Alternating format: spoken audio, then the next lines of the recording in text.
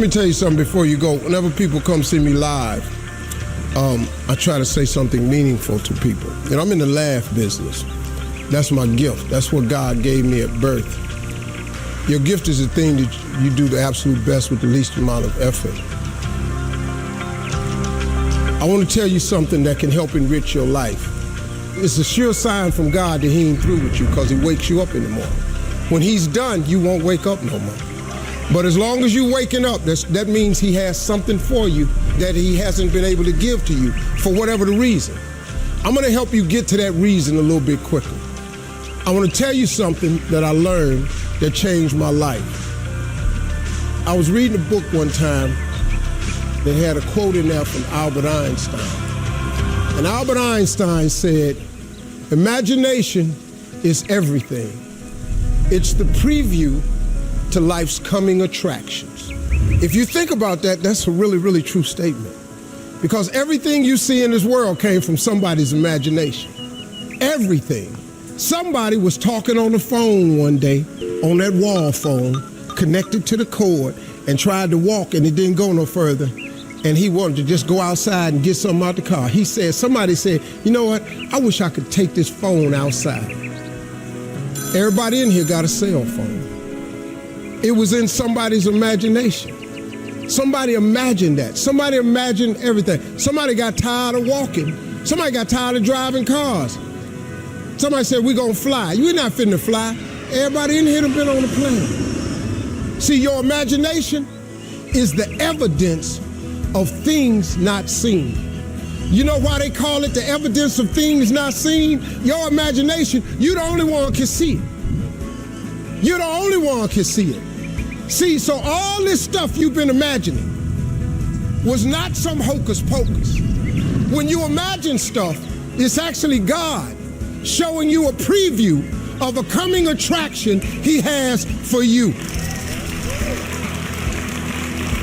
That's what your imagination is.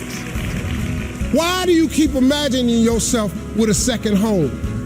Because God wants you to have a second home. Why do you keep imagining yourself in a supervisory capacity on another job? Because God really wants you to have that. Why you keep dreaming of opening a business one day? That's because that's what God really got for you. And he put it in your imagination. The problem with your imagination, though, is you tell it to the wrong people. If you want to kill a big dream, tell it to a small-minded person. You can't, oh man. Think about this in your life. How many times have you had this really incredible idea and you took it to your family and your friends? You shared it with them and they shot it down. You know why they shot it down? Because they couldn't see it. Because God didn't put it in their imagination. He put it in yours. It was your evidence of things not seen. See, all this stuff you've been imagining, you ought to start working on it. Because that's what God really got for you.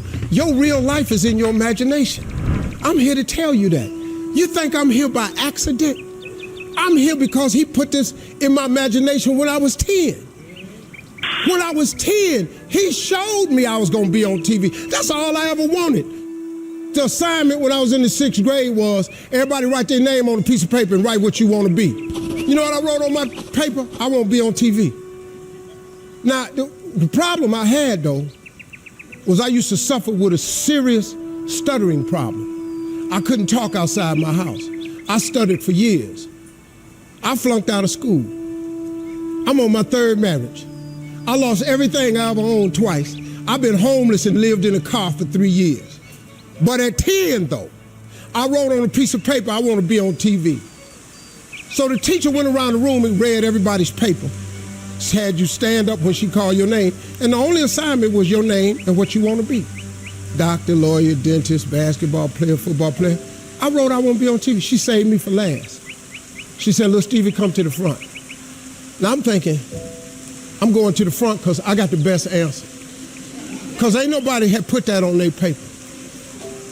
She called me to the front. I'm thinking I'm finna give me a gold star. But I was wrong about that. She called me to the front to humiliate me. First of all, you know I can't talk. I suffered with stuttering stammer so bad, man. I couldn't talk at all. And that lady lit in on me. Why did you write this on your paper? Now I'm standing there, I can't talk. Who in this school ever been on TV? Who in your family ever been on TV? Who in this neighborhood ever been on TV? I'm crushing, man. I'm standing there dying. She said, look at you standing there. You can't even talk. How they gonna put somebody like you on TV? So every Christmas, I send her a flat screen TV. Because I don't want her to miss me. I do not want her to miss not an episode of me. Because I wanted her to see what God had done for me. The fact that you couldn't see it, it wasn't for you to see. He put it in my imagination. But after 3 years of homelessness, losing everything I ever owned twice, suffering through flunking out of school, go home and cut your TV on. That little boy with the stuttering problem, he all over that TV. You can't cut your TV on. You can't cut your TV on not a day of the week, and you don't see that little boy. That little boy with the stuttering problem is all over that TV because God put it in my imagination. All I did was hang on to that thought. I just kept hoping. I just kept hoping that what I had wrote on the paper would come true. A lot of times it wasn't about no faith. I didn't believe it sometimes. When you homeless and living in a car, how you see yourself as a TV star? But I just kept hanging on there. Because my mama was a Sunday school teacher. I kept hearing her say, God,